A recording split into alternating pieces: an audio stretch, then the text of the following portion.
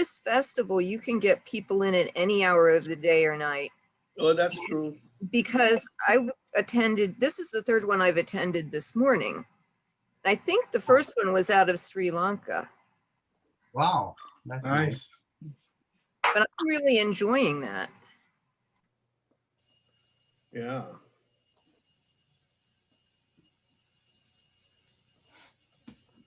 So got 17 people now. So if you all can look at the chat, in the chat window, I put in the link to Menti.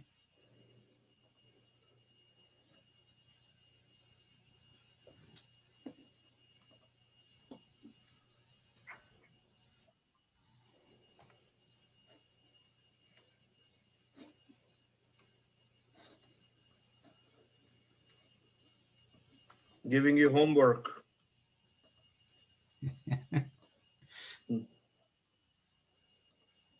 People who have joined us now can log into menti.com, use that passcode, and if you can put in what's your current role in your organization, we'll see what mix of people we have. Yeah.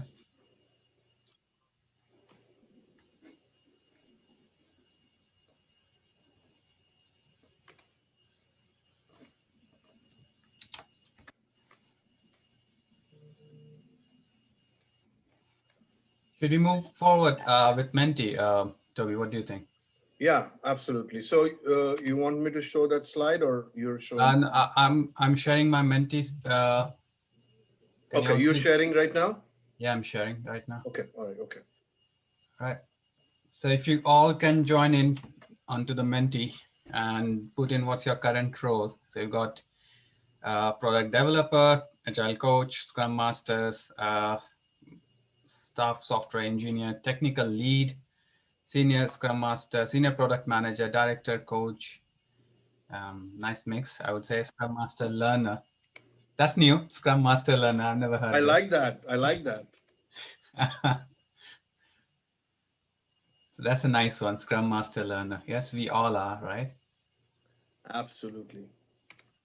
So I'm gonna move on Menti, and there are just 4 questions that I would like you to think about, and it's not tough. It's just a yes or no answer, just to see what you are, what's your thought process on those questions, and then we would be covering that aspect in our session as well. So moving on, I'll just gonna ask you. Oops. What did I do? Okay, I think I need to, just a second, let me stop sharing and refresh this.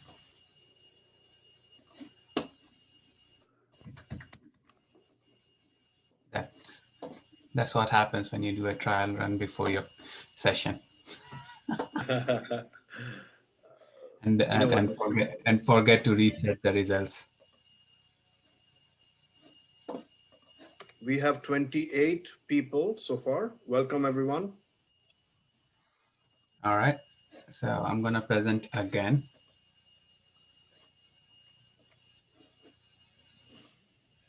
And if you can all come back to the menti.com, and I'm going to share my screen again. Give me a second. Yeah, Vicky, thanks for rubbing it in.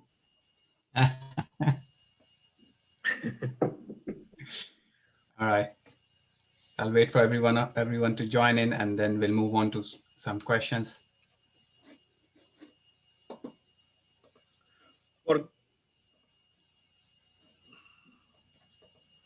For those of you who just joined us, please go to menti.com and enter the code that Rohit shared. And please share with us what is your current role.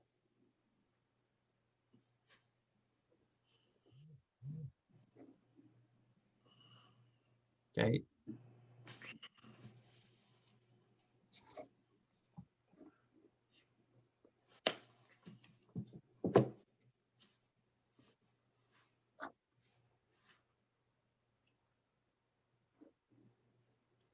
I'm going to move on to the next questions. If you can all come into Menti.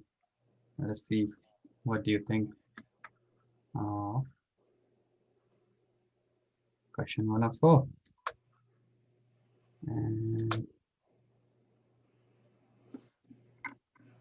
so the question is, a coach is needed only when a team is facing challenges. What do you think? Yes or no?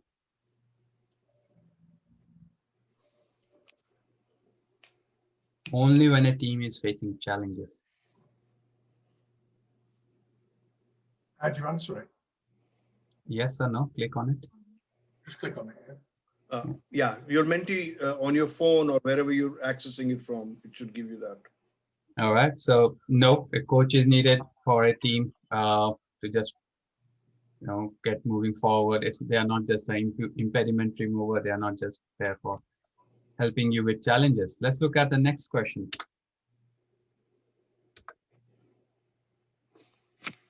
I can become an agile coach if I just get the certifications. What do you think? Yes or no? It's a trick question, guys.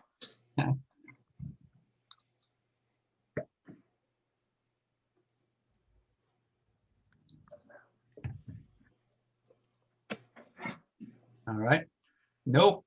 There's a yes as well. Okay. We'll cover this point in our session. The journey of an agile coach. So, yep. Wait for it. And the next question. An agile coach is not supposed to be a mentor.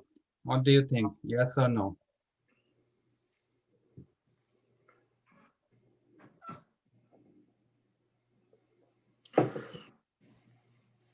An agile coach is not supposed to be a mentor.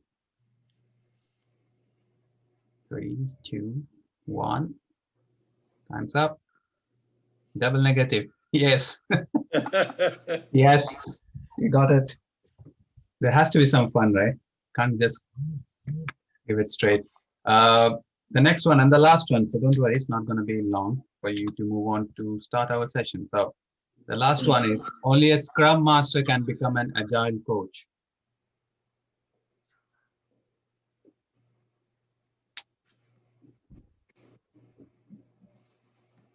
Only a Scrum Master. Oh, everyone answered no. Oh, okay. You all know this how it works. So I'm gonna stop sharing. Let's move on. And Toby, if you can share your slide deck. Yes, give me I'm one. gonna come out of this Menti. There's no more question on Menti now. So Yeah, I have to find where this is. Give me 1 second.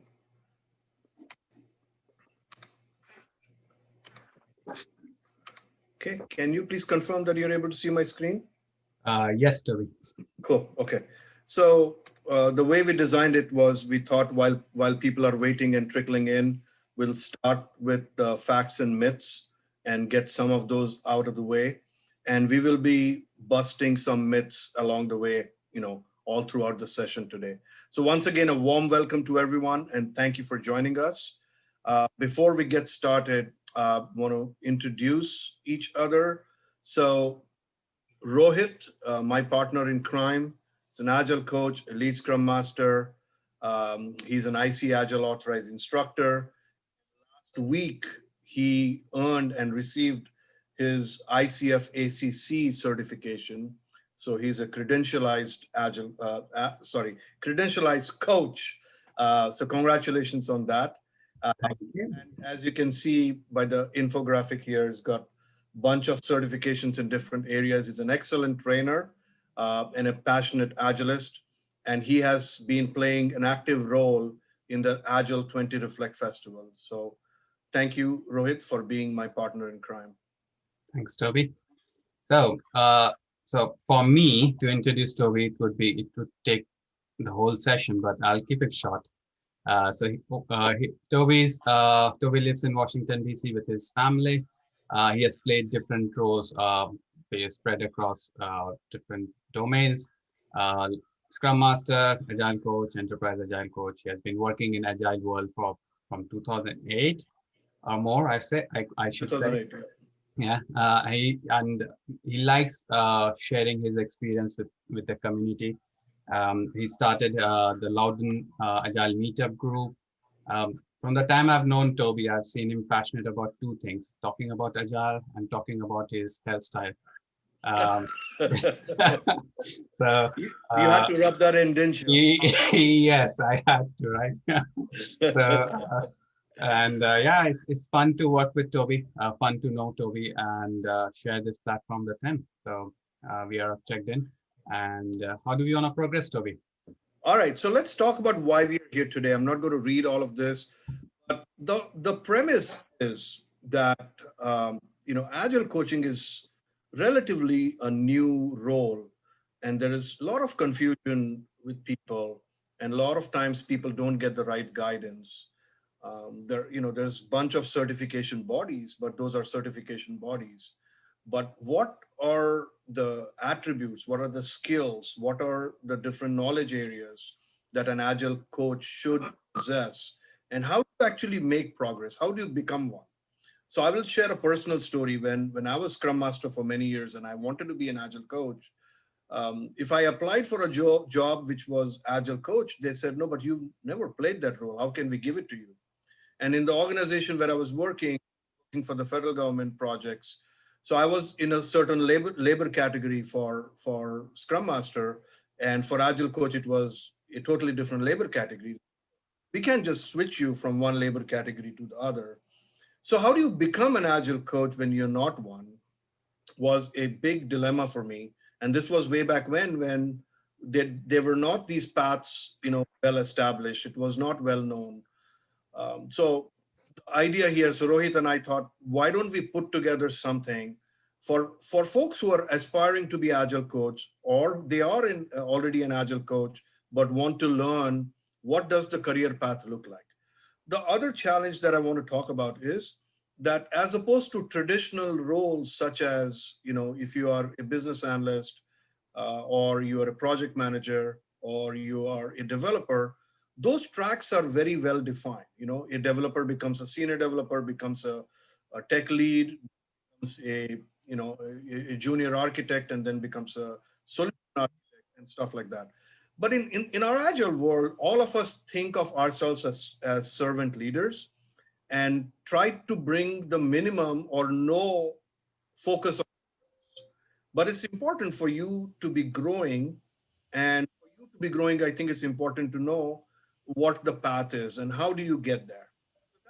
That's the genesis and the premise of today's conversation. So we're going to talk about who is an agile coach. We did a little bit of myths and facts, which was a nice fun game.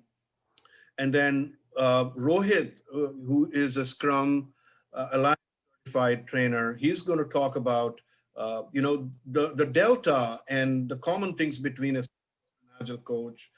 He's going to talk about the growth wheel. This is new to me. I'm first time I saw this from Rohit, so I'm very interested in learning that. And then we're going to talk about the challenge and support theory, the 4 stances of agile, and then we'll take a deep dive into the career path or journey for an agile coach. How does that sound? Okay, so let's get started. So who is an agile coach? So he or she is that mysterious person that the world thinks has all these magical powers, can change, everything. They can bring in processes, help teams learn those processes. On the other hand, though, a lot of people in the program may think, okay, what does the agile coach do? So there's a lot of unknowns there. So our goal is to uncover some of those myths today. With that, let me get Rohit to share his ideas that he brings from the Scrum Alliance. And I do want to mention that for me, whenever I think of learning about the Agile coach journey, most of the time, at least me, my bias takes me to Scaled Agile or ICAgile. Very seldom do I think of Scrum Alliance as a guide for Agile coach. I more of Scrum Master, product owner roles, but Rohit is an expert in. We're going to learn from him. All right. Yep. No pressure.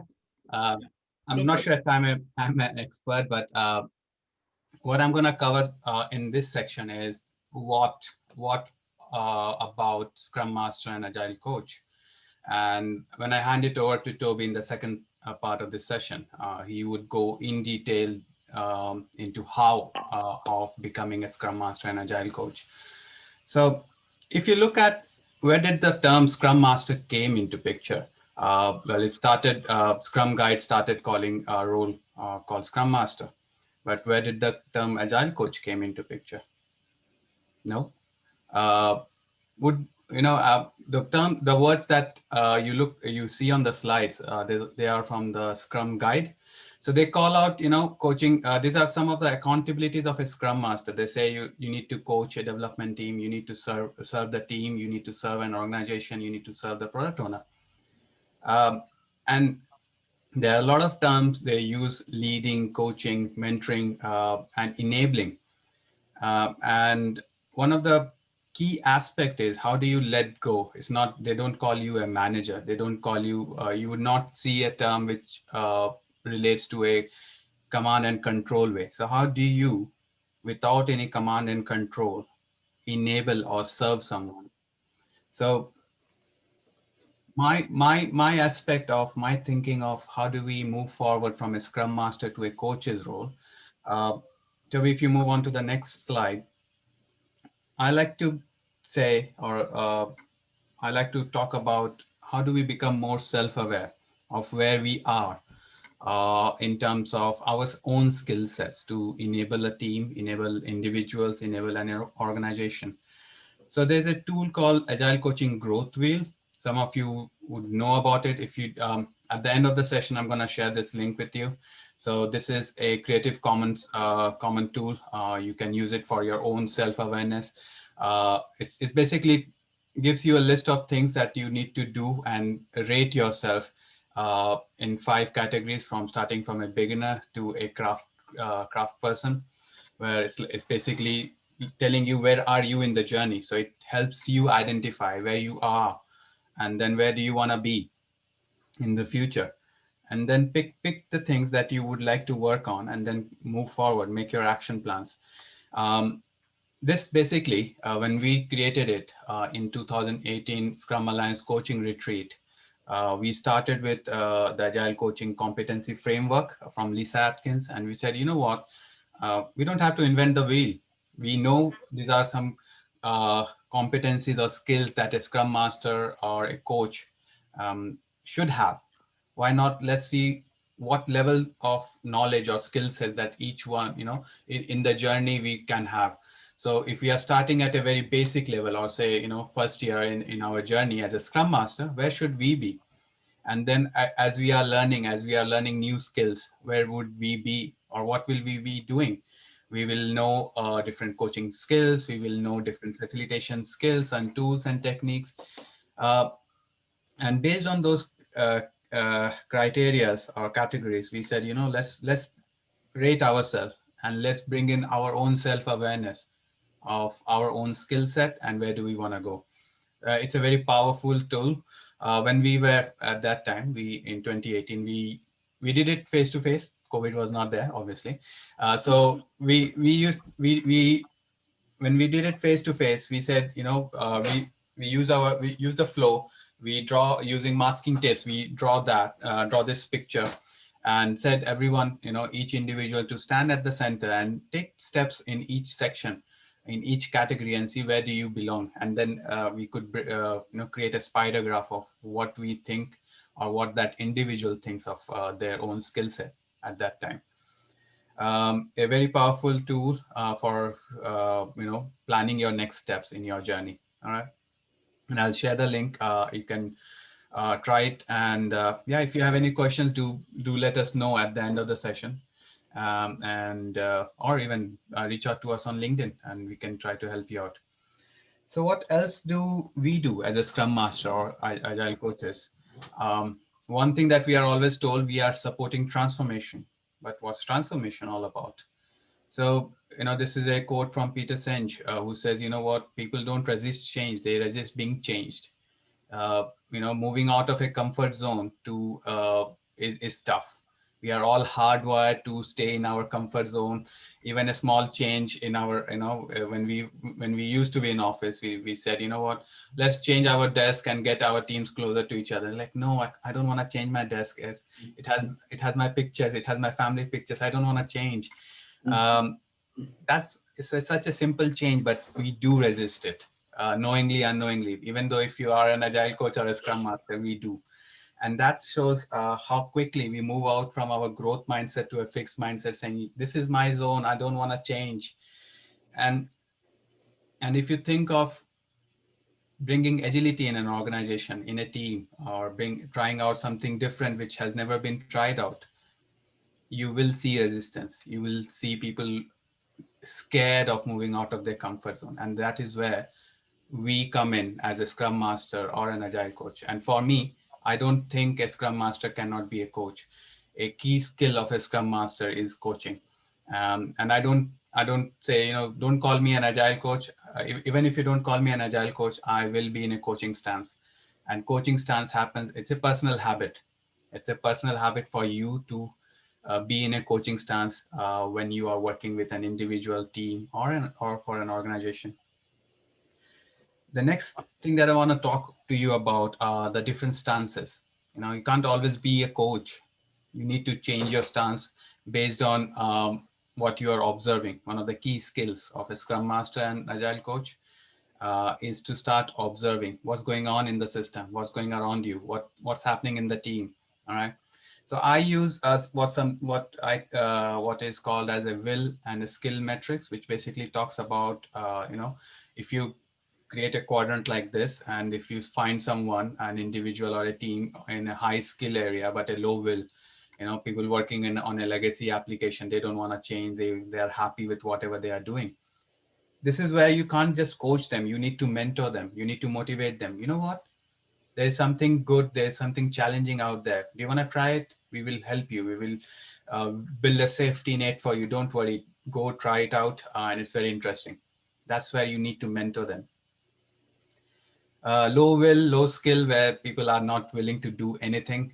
They are happy with whatever they're doing, but it's a throwaway knowledge. They have not learned anything new for a decade or something like that. This is where you need to teach them. This is where you need to be a bit directive and bring in some knowledge. And with knowledge comes curiosity. If you are curious, you will try something different. And that's where you help someone to move out of this zone. And I did not say this, but these zones are not fixed zones. The second you start motivating someone, this zone, they will move out of this zone and they might go into a high will, high skill zone. And that's where you need to change your stance and keep observing, what's going on. What happens if we try this experiment, or what happens if we try another experiment? Let's look at the third quadrant, which is high will and low skill.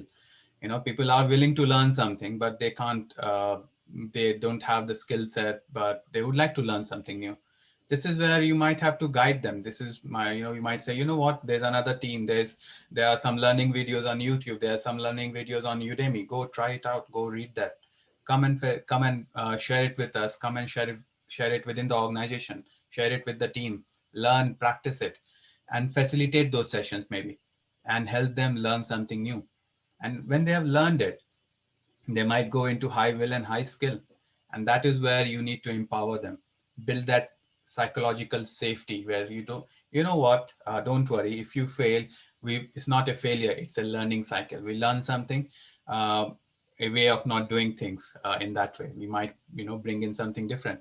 And I've seen teams, trying out moving into cloud. One of the few programs or projects or product evolution is moving into cloud, and people are so scared. We don't know about Azure. We don't know about AWS.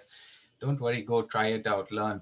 And the organizations who are building that safety net for the teams to go learn, evolve, and empowering them to take that decision, they are moving forward. And if you are showing this 4 stances and you are aware of when do I move it from one stance to another, that's the real sense of servant leader. Even in the latest Scrum guide, they changed the servant leader to a real leader. but I would say it's still a servant leader approach of understanding how do you serve someone and help them move forward. Another thing that has helped me in terms of how do I really work with a team, as a coach or as a Scrum Master, is this metrics, or is this challenge versus support metrics, which is from a psychologist called Nevitt Sanford, who said, you know what, there are two dimensions of coaching or supporting someone. One, how much are you challenging them, and how much are you supporting them? And there has to be a mix of both to have an optimal growth for someone. And that this is not easy to find, right? How do you find the good mix of challenge and support? So what I say is observe. If you move on to the next slide, Toby. So if you observe people or individual or team, you will find them in this quadrant of, if they are low support, low challenge, they don't care. They are like, they have no inertia, they have no motivation, they are not aligned to the vision. If you find people or teams like they don't care about anything going around them, they have not been challenged, they have not been provided adequate support. What if you're providing them lots of support, lot of empathy, lot of rapport? You don't challenge them. It's like, yes, whatever you do is right. Don't worry, go ahead. You're not challenging them. They are in their comfort zone. Their thought process is bound by what they think is right. They're not thinking beyond what possibilities they see. That's called a cozy club. Like, you know what, this is safe enough for us to try out. We know what we need to do. We don't have to go and try out something different. And if you see people or teams in this, or even an organization in this zone, that means everyone's supporting them. They're not being challenged. To the other quadrant, where you see a very high challenging environment, but low support. That's the place where people are scared, people are hostile, people are stressed out. They hate coming to work. They say, you know what, I'm going to be asked again to do something, and I'm scared I will fail, or my team will fail. We will not be able to meet those goals. And I don't want to work like this. That's a very stressful zone. This is not where, this is a place where if you see this, this means individuals or teams have not been provided adequate support. When I say support, there, support entails rapport, empathy, psychological safety of, you don't know failure, even failures acceptable. I believe some of you would have seen this happening. And if you have seen this, try to see, were they being more challenged or were they being more supported? Was there an equal mix of it? And a good mix of challenge and support will take you to a zone which is called as loving boot, or a high performance zone, where the teams are enabled, empowered, they are innovative, they are coming back and asking you questions, or challenging you back and saying, why is this goal important? Why are we doing what we are doing now or today? Or should we not think about something else? And that's a very good place to be. It is challenging not only for an individual who's working on it, it is challenging for you as a leader as well, to keep thinking forward. And it is again based on your observation of what you see. And these two metrics really has helped me to make sure, how do I work as a coach or a Scrum Master with a team. Okay. Moving to the next slide, I think I'm going to pass it on to Toby, who's going to talk about the how aspect of becoming a Scrum Master or an Agile coach. And if you have any questions, do put it in the chat window. At the end of the session, we're going to pick them up and try to answer them. So I'll pass it on to you, Toby, now. Thank you, Rohit. And I really like that you guys built together based on Lisa Atkins' Coaching Agile Teams book. So that was really good. So this is another thing that is attributed to Lisa Atkins' book. This was first shared there, which is Competencies of Agile Coaching. It's just another view of that. And really, from a perspective of, irrespective of what level coach you are, I'm going to talk about the levels in the next couple of minutes, but these are very, very important areas, knowledge areas that a coach must learn so that he or she can help their teams, help their stakeholders move forward in their Agile journey.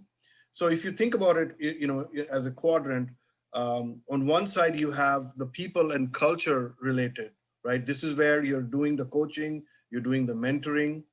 Then we have the knowledge and skills based, where you're teaching and you're facilitating. Towards the bottom is your domain mastery. This is where you have expertise. So not only are you a good coach, not only are you a good mentor, not only are you able to teach and facilitate well, but you have expertise in that domain. So the domain can differ from industry to industry. So for example, if you're in the financial sector, you should also know about the clients that you're serving, their strategic goals, how the work that the teams are going to do, how does the work align to the strategic goals? So you need to have expertise in that. Plus, you have to have technical mastery. You should know how transformation or transitions work, and business mastery. And on the top is where you have to have expertise and good in-depth knowledge of everything related to Agile as much as possible. Obviously, nobody can know everything, but as Rohit had shared in that exercise that he used to do, where with the masking tape on the floor, people choose where they are and where they want to go. The goal of this is for you to identify areas in your journey where you need to get better, or where you already have good knowledge. How can you now practice? You can go from the shu, ha to the re stage. And if you look at the whole chart here, in different parts of it, you could be in shu in some areas, ha in some areas, and re in some other areas. So that's for you to identify and grow. So let's talk about the three levels. So there are three levels which are pretty well understood across the industry. The team coach. Some organizations, they have started calling their Scrum Masters who have spent adequate amount of time with the art and skill of being a Scrum Master to become or to be called a team coach. In some organizations, team coach is a separate designation by itself, which is the next level up from a Scrum Master. So it varies from industry to industry, from organization to organization. But in this particular context, we are looking at what knowledge, what skills you should have, and what is the impact that you're delivering. So this particular role requires a good amount of experience and expertise in facilitation, making sure that you are able to communicate well, in helping teams to collaboratively work together, and then ensuring that whatever processes that the team has agreed to or the program has agreed to, this person is a kind of a safekeeper of that. And through continuous improvement, he or she is enhancing those processes. So those are the skill and impact area for a team coach. Let's build the circle now to the next one. We just call it Agile Coach. Different organizations may have different names for it, but we are not about names or roles or labels. We are about what is the impact that we're trying to make. So think from that perspective. So what is the impact? What are the skills that this person needs to have?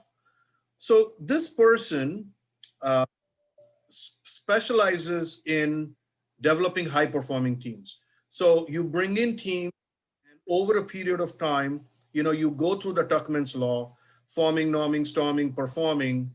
This person has good experience, good collaboration skills, good facilitation skills to be able to bring these teams together so that they become high-performing. They are delivering value iteratively in a predictable manner, and then continuously enhancing those practices, right? And then also in particular organizations, practices have matured.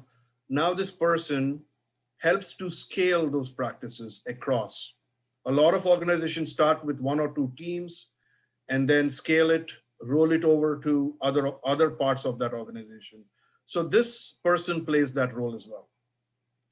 The next is the enterprise Agile coach. So this is relatively newer, relatively new. And there's a lot of unknowns about this. So this was not an established role. And basically, as the organization grew, if they started with one team, the person was a team coach. As more teams got added, that person may become the next level coach. And then they add more people to take the team level coach. And as the organization grows and matures, this person becomes the enterprise agile coach. That's how it was happening in the past. But in the last 2-3 years, a lot of science has gone into what is an enterprise agile coach? What are the different skill areas? So let's talk about what is the specialization of this role or this person. So this person is more focused on a top down, focused a lot more on leadership, working with executives, working with senior managers, and really the focus is on transformation and less on team level work. This person also helps in making sure that the organization goes from doing agile to being agile, which means that it's a mind shift change. So a lot of expertise, a lot of knowledge of change management, models, a lot of knowledge of experience with working with senior leaders. One thing that I want to add also is that you have to have a very high level of political astuteness to be able to do that as well. You might, and I will say this, that it is always a struggle of saying the right things to your stakeholders and to the leadership, because you're scared if you say the right things, you might get fired. And on the other hand, you feel that if you don't say the right thing, you're not being honest to yourself. You're not being honest to your trade of being an agile coach or an enterprise agile coach. So finding that fine balance of moving this forward in the right direction without getting fired and still moving the organization forward is a difficult stance to take. And it was very difficult a few years ago. Now, there are books, there are courses that can help you get there. And we're going to talk about that in the next couple of slides. With that, let's move forward.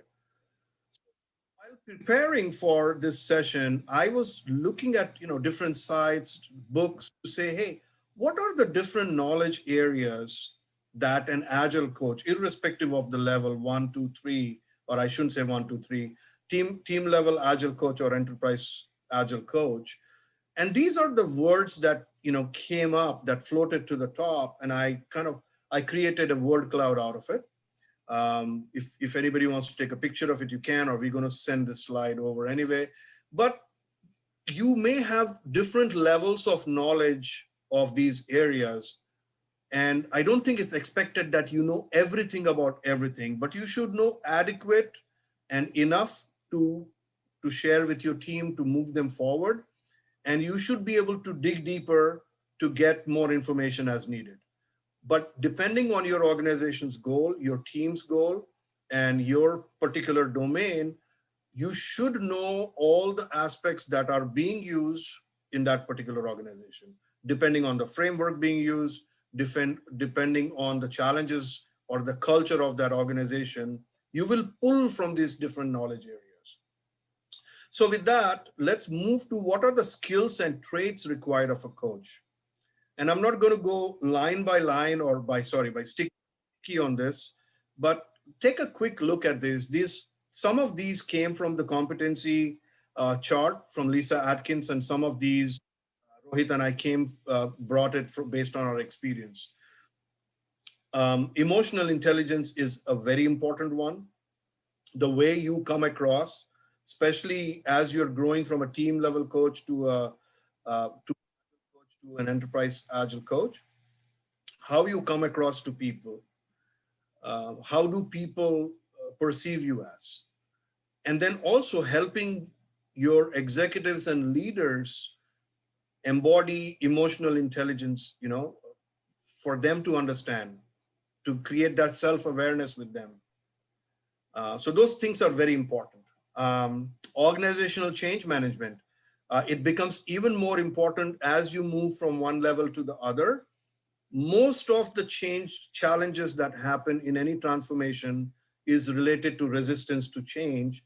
And that is because we focus way too much on processes and technology and not enough on people. So getting knowledge in organizational change management, learning models such as ARTCAR or Cotter's 8 are going to help you. So those are some things that can help you in being a good enterprise agile coach. So those are things that you learn along the way. So I'm going to move to the next slide. So what does the career path look like? And it's difficult to make a statement what a career path should be, because as I said, each organization, each program would have different needs. And for this session, once again, I request that don't focus on the name or the title or the label, but think about the impact, think about the skills, and how should you grow depending on where you are in your journey. Where do you want to go? So let's start with the first one, which is the Agile team facilitator or a team coach. And so this person's role is, this could be a Scrum master or a Kanban coach or an iteration manager, different words for it. They bring some expertise to the team. They help, unlock some of those knowledge areas where other people may not have that knowledge. And one thing that has served me well is that when you're working in a team and your team members came from different organizations or different ways of using Agile, bringing them all to a shared understanding, a shared page, creating those working agreements, everybody agreeing to follow a particular set of rules or processes is important as well. So this person at level 1 is really a smaller circle of influence. And then when you move to the next level higher, this person is the Agile coach who has served as a team coach in the past, understands those challenges, and the skills add up in addition to what was there before. So I talked about some of these things a couple of minutes ago, so I'm not going to repeat that. But the most important thing here is that this person who's in this particular role in the middle level is expected to not just help his or her team members, but also put some self-love, some self-focus on learning and keeping abreast of what's happening in the marketplace, what's happening in the community.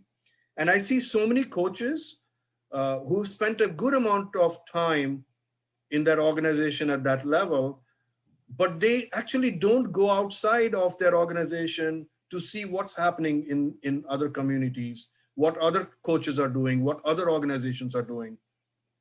And I highly encourage everyone to do that. And I think events such as this, the Agile Global Festival, is a great place where we can share knowledge and understand and see what other organizations are doing, what other coaches are doing. You can get great ideas.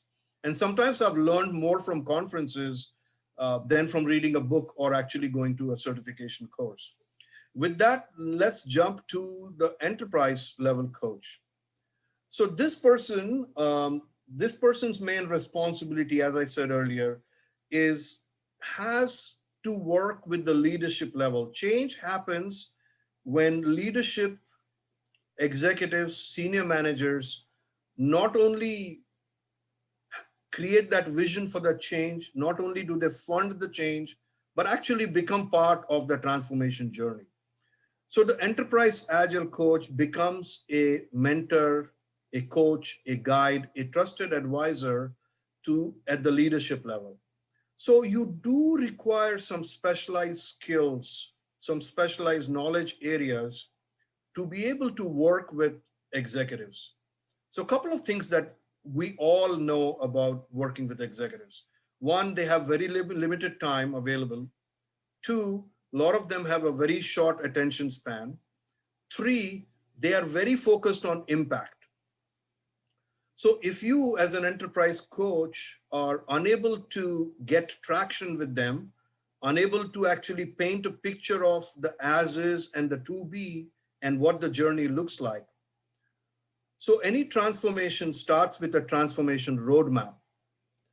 And this is where the enterprise agile coach works with the senior leadership, works with the change agents, works with the transformation team to actually architect that whole roadmap in front of them. And this requires specialized skills, specialized knowledge areas. I talked about change management, understanding organizational design, understanding organizational conflict resolution, understanding how funding should work. Stop and go funding is not going to work. So that's important as well.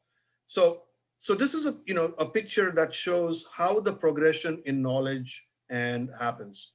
So I think we are running slightly short of time. So I'm going to jump forward to the next one.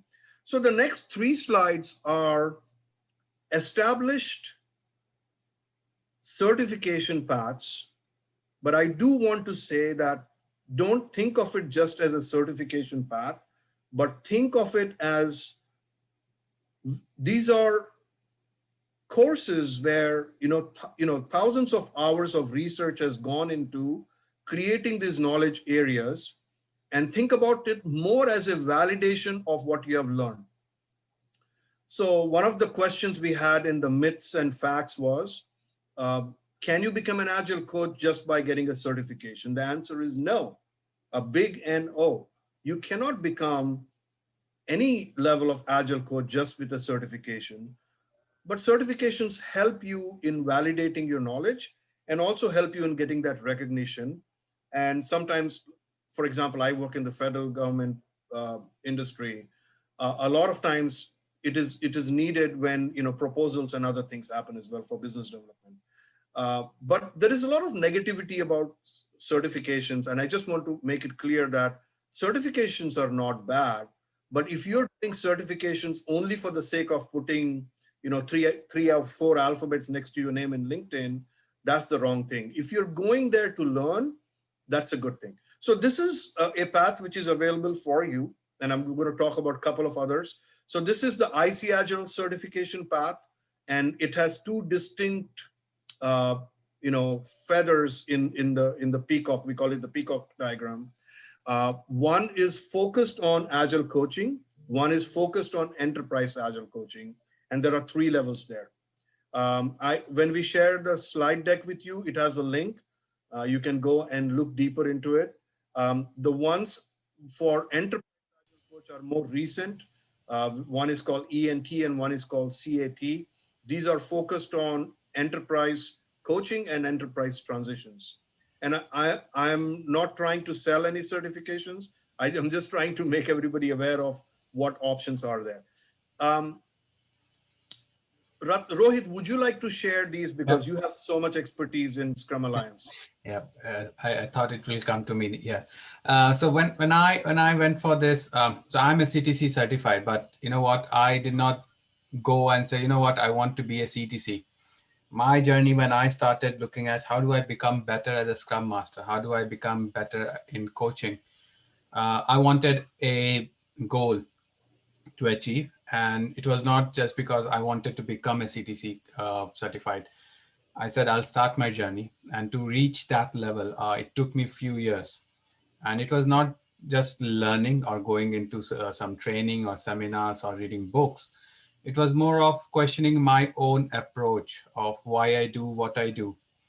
So I started picking up my approaches or my situations where I thought I acted as a coach or I acted as a mentor. And then I started taking step back and say, what was I thinking really when I did this? What was I thinking before this? And then I realized, that was my inspect and adapt loop. And that really helped me realize or build in my self-awareness of if something similar happens again, I'm not going to do or act like that.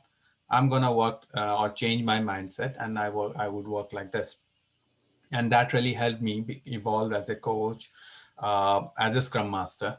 And when I started working on my CTC application, it was easy for me to list down of why I want to be a certified coach, why am I in this journey. And if you go to the next slide, Toby, if you are ever interested, this is not a checklist. This is something which this journey is validated by your peers.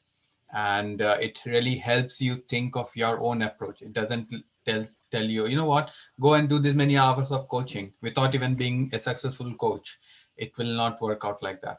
If you are working as a coach, you will have your own inspect and adapt loop, and in your application it will come out of, how have you evolved. If you are working as a coach for say last 5 years, what are you doing differently? And if you say, you know what, I started my Scrum Master journey 10 years back, but I'm the same Scrum Master, I do the same things, still, you are not evolved.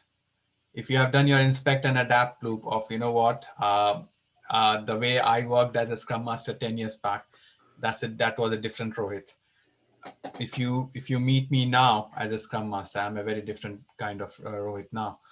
So it's a journey. Coaching is a journey. A Scrum Master and Agile Coach, going into credentials is not just, as Toby said, is not about getting those credentials and saying, you know what, I have achieved it. It's the journey that really matters. It's the learning that you have in that journey. When you achieve it, yes, you celebrate, and that's a success. And it will motivate you to strive for the next one and say, you know what, I want to learn and achieve that next level. And that's the guiding North Star that I had. I was saying, you know what, I want to be that person. I want to get that level of knowledge, and I should, when I'm there, I can apply, and I can get this credential. Yeah, and just to add to that, there are two different kinds of certification bodies. One is knowledge based, where you pay X amount of dollars and sit in class for 2 days, and you sometimes don't even have to take a test, and you get certified. And the other one is competency based. So this particular one is a competency based, where it's not like you sit in a class and you can get certified. You have to work really hard at it. There are specific goals and competencies that you have to prove that you have done. You also have to prove your tenure, and these are more difficult to get and are more respected in the industry. So while you're considering your journey forward, think about both. Which one is right for you? Okay, I'm not saying one is better than the other. Think about your journey and how you want to get there. So I'll just add on that. Sorry, Toby. So yeah, decide on your North Star, be it this certification or be it something else. Just decide on what's your North Star to become a better Scrum Master or better coach, and then work on that. Yeah. So the question now is, we shared with you, what is an Agile coach? How has the industry evolved? Some of the myths, some of the facts. We talked about the 3 different levels, what the knowledge and impact is expected at those levels, irrespective of the label or the name.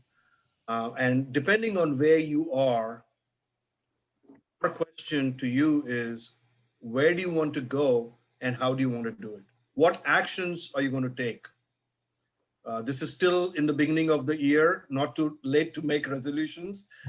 Make those resolutions smart, time bound, and you don't have to do everything. Think about 1 or 2 goals that you want to achieve, and then Rohit and I are available. Connect with us on LinkedIn if you have questions. We are here to help you in that journey.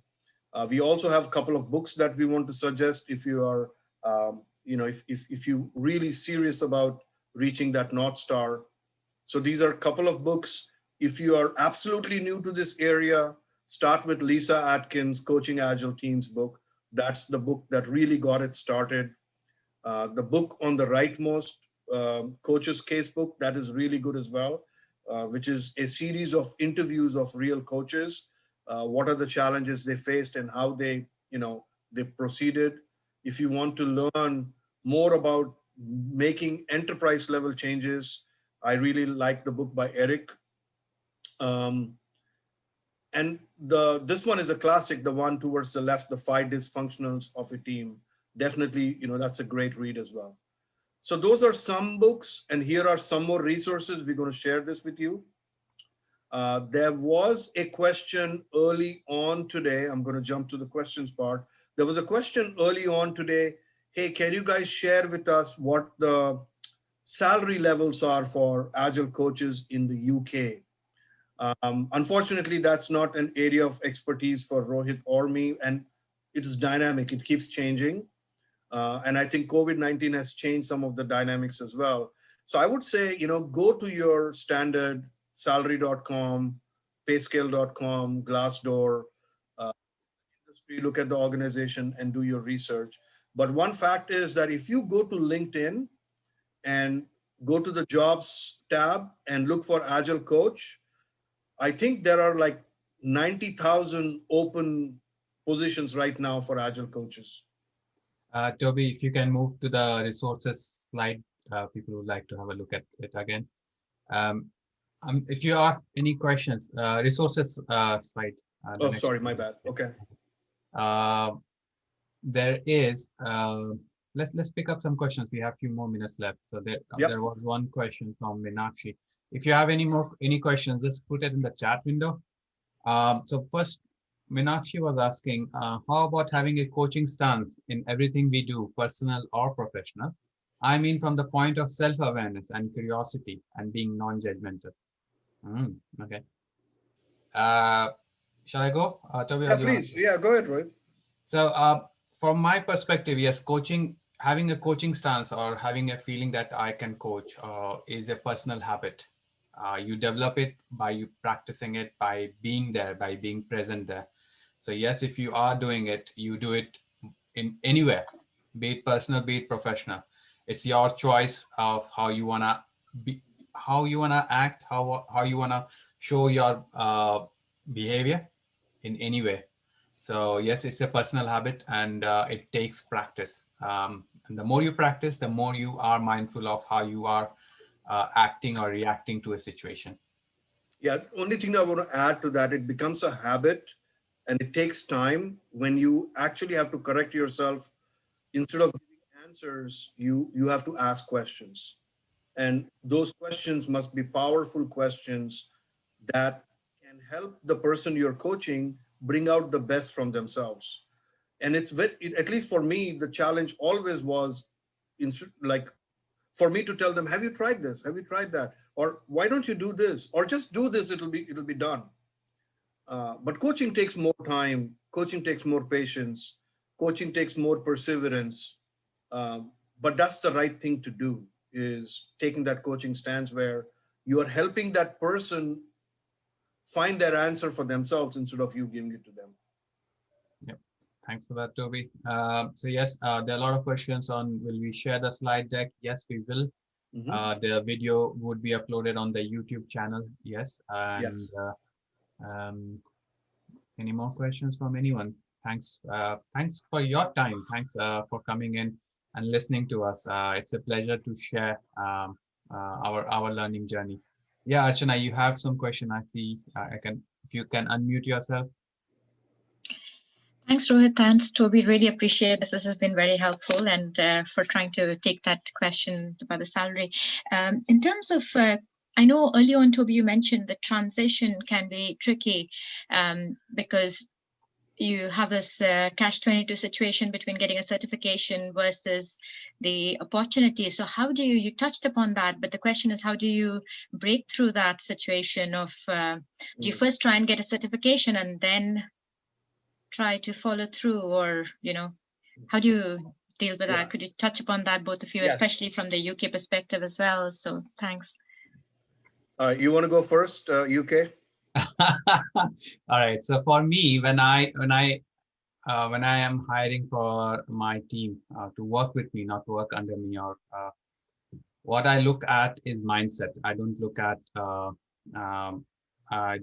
certifications. I look at, even if they have never worked as a Scrum Master, I look at what motivation do they have, what do they know about it. If they are invested in starting their journey as a Scrum Master, what background work have they done? What learning they have, even in their organization, if they are working as a QA or a dev or a BA, what have they tried to learn to try and move into a Scrum Master role? And if they have that passion, if they show that kind of learning journey, and I do take them in my team, and yeah, I mentor them and then help them become a better Scrum Master. becoming a coach from a Scrum Master is again your self-awareness of what do you want to do. Do you want to work only as a Scrum Master or move on and learn more about professional coaching and bring that aspect in your work? And there's a very vast world out in professional coaching. It takes time, but the key is to keep trying. And I say this to everyone whom I meet: be kind to yourself, because it's a journey which will help you learn. If you think if you are trying and experimenting something, if you have a failure, don't be unkind to yourself. Be kind to yourself and keep learning and be curious. So that's my aspect. There would be others who have different thought process about it. So I have a yes. And so the only thing I would add is, I think the question was also about transition from one role to the other. And that depends on your organization, whether they have opportunities available, how you're perceived, and also what challenges are there to be solved. So generally, what has served me well is, I find that if I go to a new course where I don't know anything about it, for example, if I want to learn about robotics and I don't know anything about robotics, and I go blank to that class or a certification class, I may not observe or absorb as much. But if I have learned something, I've actually tried to do some things with it, and now that I go to a session or a training, I'm more likely to understand more. And once you learn that, you have to apply that. And as far as, there is no trick to getting promoted. But one thing that always works is when you are perceived in that role already. So if you're a Scrum Master and you are doing coaching, you are mentoring, you are achieving results through others, and you are seen as that person already playing that role, it's a very low risk for the person who's going to promote you, or that panel who's going to promote you, saying that, you know what, hey, Johnny is already doing that role. Let's just formalize it by changing his title and hopefully a raise. So hope that answers your question. And a request for everyone, just take 1 or 2 words to put in the chat window what you felt about today's session. That's really going to help us. Just 1 or 2 words. We might actually create a fancy word cloud out of it. You like that, right? Yes, memories. Any other questions from anyone? If you want to bring up your questions, don't wait for chat. You can unmute yourself. And we can stay a little longer. If people have to drop, that's fine. But we can stay a little longer and answer your questions as well. Yep. Maru, you were saying something? Thanks, Rohit. I missed the Jessica Katz reference. Somebody referred to it in the chat. Yeah, there was a question on. Yes. Sorry. Yes. Hi. Yeah, this is Britt Murray from Nashville. I know there is an Agile coach. Her name is Jessica Katz, and she recently completed a fairly comprehensive salary survey. And I'm sorry, I don't know where the link to that is or if it's been published. I know she's very, very close to finishing that, but you could probably find her on LinkedIn. She's very, very knowledgeable. Thanks for sharing. Sure, absolutely. I heard Rohit say something about LinkedIn, but I gotta tell you something, guys. It depends on the country. For example, where I'm based, there's still what they call Agile project management, which I personally don't. Anyways, that I don't want to say my opinion, but that's the thing that is most spread and highest paid. I hope it will change. I hope it will evolve, but it will really depend on the maturity of the market you're in and how Agile coaching is understood.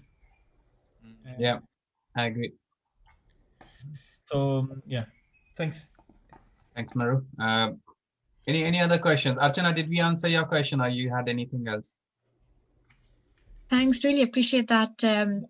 I think I did have a follow-up question. I think, what do you do in scenarios where mostly companies are not necessarily bought into this whole, because I see management exists and then there is the parallel of the additional Agile, and it's very easy to come in and out of diluting it into waterfall, or even what is basically they're continuously looking at what's faster. And the thing with Agile, I find, is it does have to be practiced diligently to get the benefits. There is the overhead before you get the benefits, and it's very easy, at least in ours, time and again, people fall back to, let's drop Scrum, get into Kanban. Let's drop Kanban and, some form of a loose fit of what's happening.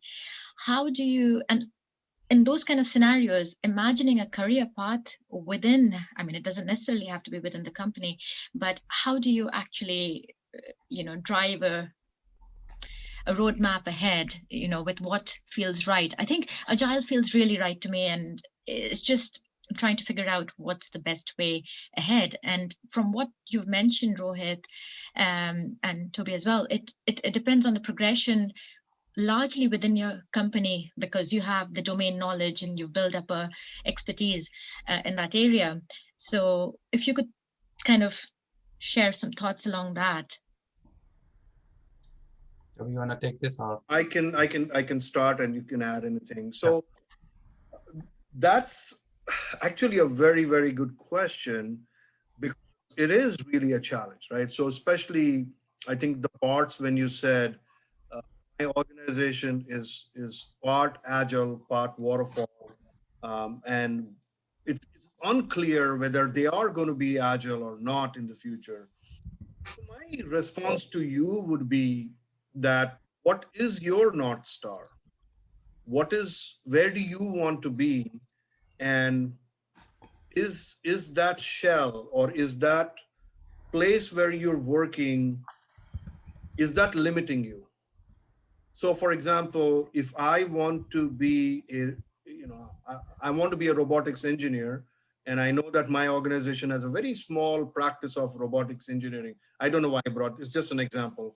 But if that's a very small group within my organization, and I know I won't be able to grow there, but my desire, my goal is to be a robotics engineer so that I can help other organizations, I can help other people, whatever your goals are, then you have to then make a decision, either grow that practice within your organization so that you can grow with it, or you have to make a choice of, let me go where I can actually learn from others, where there's an environment where I can learn this. And it's often a very difficult choice to make. It's easier to say, but it's very difficult to do. So that's my answer. The second thing that I want to also highlight is that if your organization is going back and forth between agile and waterfall, then there is definitely a need for an agile coach. There is definitely a business case for it. You can now guide that. So instead of thinking of yourself as a person reacting to that, you can be that person being proactive in that. And I would say that's a great place for you to be, because you can actually start leading that change. You can actually be that change agent. And I think that's going to be a secure job for you. Some good points there, Toby. So what I say, or what I think is, Agile is not a goal. Agile is a way to achieve a goal for an organization. So what's the goal of your organization? Agile is just a vehicle to achieve that. And many a times people get confused and saying, you know what, we want to be agile, but nobody knows why. And as a Scrum Master, as a coach, if you are working just with a team, how far can you help them improve? If you think of teams and, different teams in an organization, you are as fast as the weakest link. If your business is slow, if your leaders are slow, if your leader and organization, they have a very fixed mindset, your team will reach to a level where after which they would, go into that stress mode of saying, we can't improve further. And this is where you as a Scrum Master or a coach needs to work with organization leadership and show them, you know what, this is not the way. There are other better ways. And as I said, the will and skill, as well as your approach, you just going and challenging them, not giving them any options, not giving them how they can achieve it, will take them to a stress zone, rather than start with some support and then try to move into challenge. Try to build that relationship before you start challenging. And at all level, it will work. Okay. So it's not a straightforward answer saying this is the only approach that you should take. But observe what you can do, observe what's missing, observe what are the system issues, and then help individuals and teams to move forward and achieve their goal, be it using waterfall approach, be it using an agile approach. So that's the key difference. Agile is not the goal. The goal is something the organization needs to reach, and agile can help them. If they can't see that, that's how you need to build that visibility. Awesome. Great questions. There's one more question from Badia. I'm coming from a technical consultant and trying to shift career to be an agile coach. Any tips on that? What tip would you give, Toby? So I think one of the difficult things to do is unlearn. And a lot of times, if you were a project manager or a technical lead or an architect, and, you are trying to be an agile coach, absolutely it's possible. But the important thing is to learn, go through that journey, and be transformed yourself first before you can transform others. If you just reflect on yourself, are you doing agile or are you being agile right now? Which means, have you embodied the agile values and principles? Because people will look at a coach, people will look at a scrum master and as a role model. So I think that's a question to ask yourself. Just the way Rohit said, his journey of becoming a CTC and how the Rohit version 1.0 to version 2.0 is two different Rohits.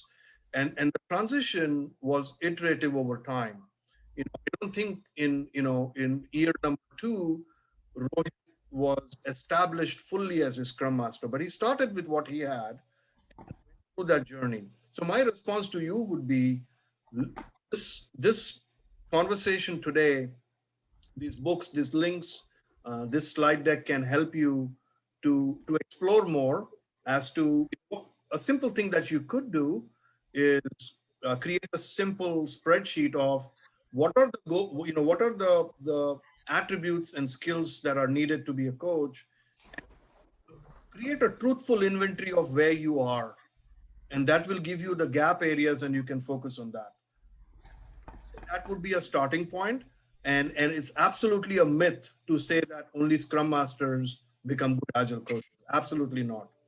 The same myth applies to a good BA becomes a good product owner, and anybody else cannot become a good product. That's a myth as well. So yeah. Nice one. I'll just add one more thing, Badia. Find your motivation of why do you want to be an agile coach, and then when you start your journey, keep looking back at your motivation, because it's not going to be saying, you know what, I've read a book, I can be an agile coach. The more you practice being or these skill sets, the more you learn about your own self, right? And it's a very enlightening journey, and it's a very learning and fulfilling journey, I would say. So write down your motivation to become or work as an agile coach, and keep it somewhere where you can see it, and then start your journey. And the more you are aware of where you are and the gaps that you need to fulfill or fill up, that motivation will help you keep moving forward. All right. Hope that helped you. Any more questions from anyone before we close this session?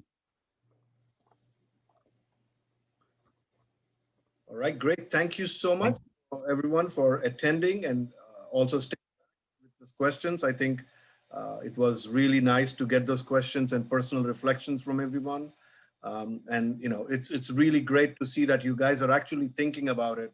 The questions definitely reflect the engagement that we got from the class. So thank you, everyone. And please, we still have 8 more days of the festival.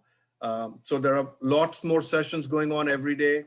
Make use of it, learn, and connect with us on LinkedIn. And wishing you the best. Thank you so much. Thanks, everyone. Thanks. Cheers. Thanks, everyone. All the best. Bye.